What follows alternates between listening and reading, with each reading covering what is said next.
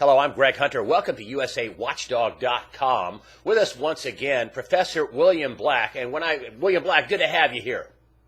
Thanks. Good to be back. You know, when I was coming up with a guest idea, because I thought, well, this IRS thing is a big deal. Who can I get that knows about the economy and knows about the law? That'd be Professor William Black. You hold PhDs in the law, and you hold a PhD in economics, and a former banking regulator during the Resolution Trust Corporation, the whole, savings and loan debacle. This is probably right up your alley with the IRS. Well, this has all. My PhD is in criminology, which makes it even more up the angle. But I am also a lawyer, and I do teach economics. Well, let's talk about the criminality of this. I mean, Boehner came out early on and said, I don't want to know who was responsible. I want to know who's going to go to jail. Do we have criminal activity in your estimation based on what you've heard in reports already by somebody? Yeah, the question is how high up in the organization it's going to go, but it certainly from all versions of the testimony at this point, they deliberately targeted organizations because of their political positions. And that has actually been a crime for a long time as a misuse of IRS authority. But we, of course, made a big deal about it after what we found with the whole dirty tricks and the public enemies list of Richard Nixon, where he was quite clearly directing from the top the Attorney General and others to take actions against specific political opponents. Well, already, when you talk about how high this goes up, reports are, it's been stated, the president's own lawyer, White House counsel, who's a lawyer for the president, knew about this and decided not to tell him. The chief of staff, which is arguably about the third most powerful person in the nation because he controls the president's schedule, he also supposedly knew about it and decided not to tell the president. Do you think that holds water? Do you think these people did know and just decided not to tell the president about this? Well, if they did, of course, they should be fired immediately by the president on the basis of incompetence and complete lack of judgment. This is the type of thing that everybody knows would be instantly a major political scandal, and it would be handing your political opponents their dream, right? If you wanted to design their dream scandal, this would be their dream scandal. And that's why you would expect the chief of staff and you would expect counsel to tell the president. Now, they're not yet being accused credibly of covering it up. Their story is, well, we were investigating it. We weren't ignoring it. We just decided not to tell the president. As I say, I don't think, the story clearly doesn't make any sense. And if it's true, as I say, they should be fired. That's not going to be what establishes a crime, though. The crime in the first instance, of course, is going to be the people that actually targeted the organizations for political purposes. And, of course, that will cover everybody who ordered them to do so. It could also cover people who simply knew that they were doing it and were their superiors and failed to act. That would be a more difficult criminal case of establishing intent, but it would be an attractive case for a prosecutor, and it's the type of thing that you would probably get a plea agreement if you could really establish that they actually knew the subordinate was taking that action and failed to take any steps to prevent it. That doesn't, of course, as I say, bring it to the chief of staff or the White House counsel level, but it'll be an interesting thing to see how high within the organization it goes. Now, that's one level, the direct level of criminality. The second level, of course, is did they lie in congressional testimony?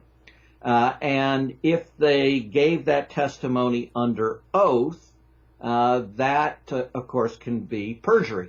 And perjury is a felony, and perjury to Congress when you give testimony under oath is a felony. And that could cover the leading officials who gave statements to Congress. A more difficult case there is if you know there's a criminal investigation potentially, and you, even if you're not under oath, you give a false answer to Congress. And a false answer in this context could be one that was literally true, but you knew it would mislead in the context. That's a more difficult case, but even that potentially could produce an obstruction of justice claim. So that's a third area. The second area is if you were under oath and you perjured yourself. The third is even if you weren't under oath, if you made statements to Congress in a way that could have reasonably be anticipated to interfere with a Justice Department investigation, assuming there was a Justice Department investigation at that time period, then that could be an obstruction case. And that's a felony as well. I'm glad you brought that up, Professor Black, because yesterday in Senate testimony, they're looking into this IRS scandal. Both the acting head of the IRS and the also former head of the IRS were pretty well scolded by Orrin Hatch. And he asked why you misled this committee. That they wrote letters and that they gave answers that you knew in May, supposedly on the acting head, but in June you answered a letter to us saying that basically you didn't know anything. And of course, the acting IRS chief says he answered truthfully.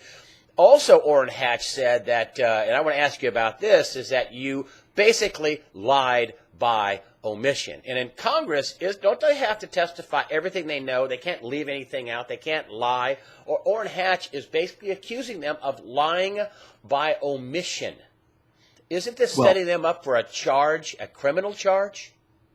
It might be trying to do so, but from the fact that he didn't say you were under oath and you said this, suggests that he wasn't under oath. And he did say that you're under your testimony. You haven't corrected your testimony.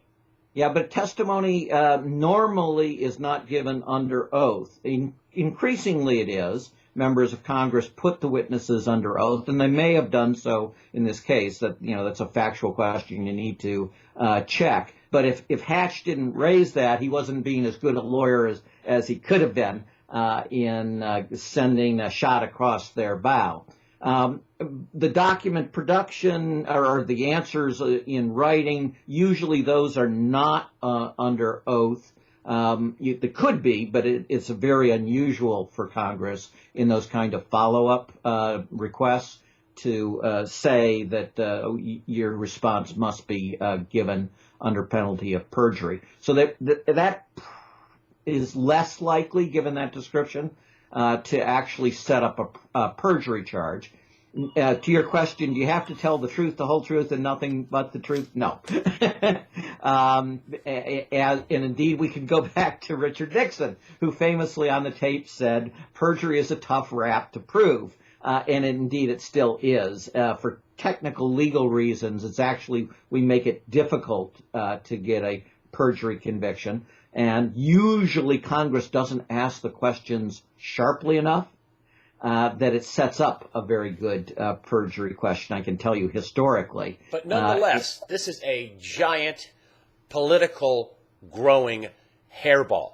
I mean, yes, the Washington Post, which is hardly a conservative rag, comes out and says, wow, we interviewed somebody in the office in Ohio, and they said, no, we didn't do anything on our own. This came from headquarters. We don't do anything like this on our own. This was directed from above. What do you think about the conflicting testimonies already? Well, I mean, that's the key point, is it's unlikely, given what we know now, that the primary problem of the Obama administration is people going to jail for this, in the higher ranks. Right. But the clear, unbelievable thing is that they gave the absolute gift. I mean, Christmas came really early for not just the Republican Party, but for all Tea Party related folks and such, and for the Koch brothers of all folks, of course. This is the ideal scandal It has put the president completely on the defense. It has put congressional Democrats on the defense. And the Republicans have the ability not only to have pretty aggressive hearings in the Senate, because, as you say, dissembling the Congress, whether it's a lie or not, if you mislead Congress, that pisses people off in both parties who are reasonable. And there, in the Senate, there are reasonable Democrats and there are reasonable Republicans still. And then on top of that, you got the House. And the House is completely controlled by the Republicans, and it has gotten rid of all rules of decorum and restraint in terms of hearings.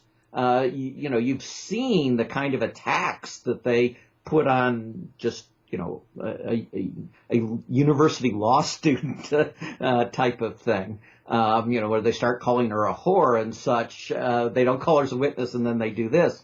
So they will have brutal hearings, like we have not seen since the days of the House Un-American Activities Committee, is my prediction. So this is gonna mushroom. This is gonna blow up, and it's a real issue. I mean, we're talking about Obamacare and the IRS overseeing it, and and the story before was, the IRS would never do anything. Yeah, they would. They would target people. The Tea Party, hey, we think they're after us. Oh, you're a bunch of tinfoil hat. Yeah, they really were after them.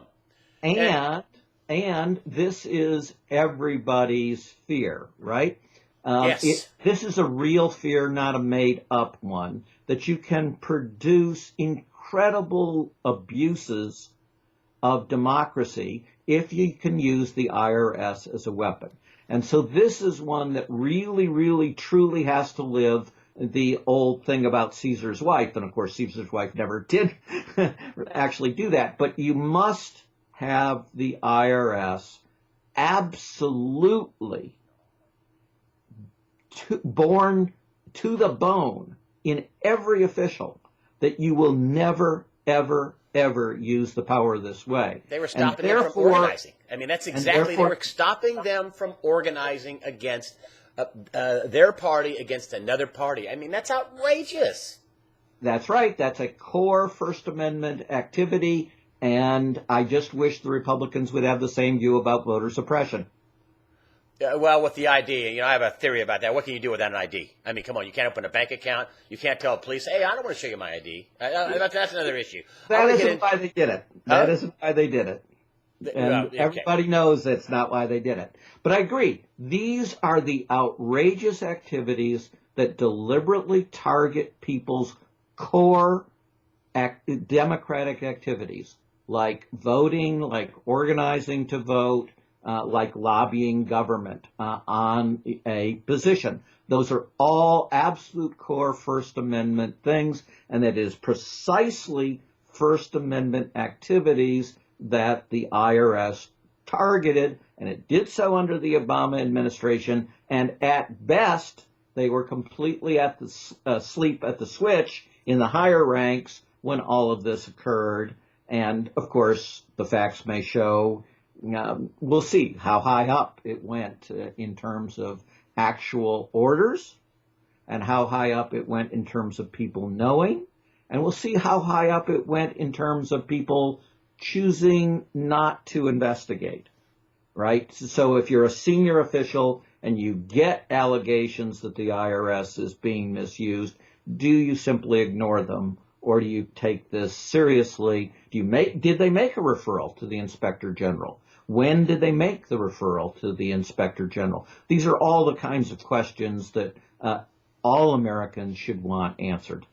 Speaking of First Amendment, and now we have, so if you think this is just a one-off screw-up, now we have the whole Justice Department and the AP records. Okay, well, only one news organization. No, it was also Fox News, and one of the reporters they were getting his phone records from was James Rosen. So now we have a whole nother scandal, an assault against the First Amendment, not only just with the Associated Press, but also Fox News and some other reporters over there. This is only adding credence isn't it, to the suppression of other views and other political views? Isn't this, adding credence to that? This whole Department of Justice, a sledgehammer swatting a fly investigation, getting these records. I know there was a real security leak. Okay. Something else the Obama administration didn't know about, incidentally. I mean, Eric Holder said it was the worst security leak ever. Right? Did you tell the president? Oh, no, I didn't tell him. It's outrageous. Do we just have a bunch of people in office that don't know anything? Well, yes. I mean, there is a managerial problem at the heart of the Obama administration. Whether you're a Republican or a Democrat or none of the above, the place is really, really, really badly run. And I think that's become ever clearer as the administration has continued. Second, this administration very early on became the enemy of disclosure. It hates whistleblowers. I mean, it hates whistleblowers with a passion. If it could get Assange and execute him, by hanging him on the steps of the White House, I think they would be eager to do that, for example. And so what you see is a White House that absolutely was opposed to the whistleblower provisions in Dodd-Frank, designed to get us evidence, and therefore they have not prosecuted any of the elite bankers. But by God, they will go after anybody that they think gets in their way. Again, this is a core First Amendment activity. We don't know everything that AP obviously did, but it was huge, right? It was a fairly long interception, and it was an interception of a common phone used apparently by up to 100 different reporters. Would have involved all kinds of their sources, including on IRS and such, by the way. So the stories directly tie potentially as well. And yes, it's now come out that it also involved Fox. But if more things came out, I think it would be clear that it involved hundreds of additional reporters as well. And I must tell you that the major communications entities have acted in a horrific fashion. So Verizon and AT&T and all these folks, when they get these subpoenas, they have historically, and historically means in the last, since 2001, they have not defended the First Amendment in the least under both administrations. So we don't even know, because it's never become public, a large number of intercepts by both the Bush administration and the Obama administration. Now, the Obama administration came in saying it was going to stop this assault on the First Amendment, and it criticized the Bush administration. But they have eagerly done it, and they have a terrible record of going after people on First Amendment activities. Indeed, the best way to be prosecuted in America these days is to be a whistleblower against the elites. Because if you're a whistleblower against the elites, then the Obama administration is quite willing to come down on you with both feet, stomping your neck. Final, just a little prediction for you. I actually heard on some of the shows and some of the, I monitor all the channels. I'm neither Democrat nor Republican, that this will be over. In some places, they say, both these scandals will be over by the end of the summer. Do you think these scandals are going to be over by the end of the summer? Well, it always in Washington makes sense to bet that the scandal won't be over, but you'll be on to the fifth new scandal by that time. It is true that within the Beltway there is often a short memory. So, I'm certainly old enough to remember Watergate. That went on for a while. And that went on because there was every week and a half, you went, they can't top this. And then, by God, a new disclosure came out. So that's the question, right? So in the old days, when the Washington Post was actually a liberal paper, it was a genius at keeping a drum, we called it the drum beat going, right? Where there was something new and different and expansive that was still part of this overall problem, but a new facet of it. And so, if you were a news junkie, which I certainly was, you came home every night to wonder, my God, what are they going to have done now? And that's what the Republicans need to be able to do, and they may be able to do that, right? So the key is they're going to get congressional hearings. As I said, they're going to get incredibly vigorous congressional hearings. So far, they've been immensely lucky in their opponent, right? For the reasons that we've gone through, including these statements that they never informed the president of the things that they now say are among the most important. Outrageous. Right. But also stupid, right? So this is still an answer to your question, is it likely to keep going? It's part of it is outrageous is what keeps something going, but a large part of it is stupid, right? Do you continue to cover it up and let it come out in little dribs and drabs of nasty stuff, or do you actually cauterize it, by bringing out all the pus and for public view, and then you have the senior officials walk the plank? We all know how it's done, right? When you really want to cauterize, and after all, that's not silly, right? You really should hold people accountable who do terrible things. And you really should disclose all the bad things, and you should get them out at once. Instead, of course, you may do exactly what the Nixon administration did, which was remember to fight, right? Yes. So they sought to suppress everything, and they attacked all the reporters, et cetera, et cetera. Well, nowadays, the Obama administration could attack them, back to your second story, by wiretapping them and bugging them and as incidental to some national security thing involving not them, of course, but some other reporter where they work, and they just happen to use the same phone. So if the administration keeps doing things that are stupid, and if it really does go very high to the top, which we don't know yet in terms of orders, then, of course, the scandal could have legs, and it could last many months. But no, the odds are always better that it's going to be a 2.5 month scandal, and then we'll be on to something else by the time we're bringing our new crop of students in for the fall classes. Okay. Well, we shall. I guess time will tell, but it's a couple of giant scandals, and at least for the near future, they're not going away anytime soon. Oh, no. For the near future, they're going to intensify.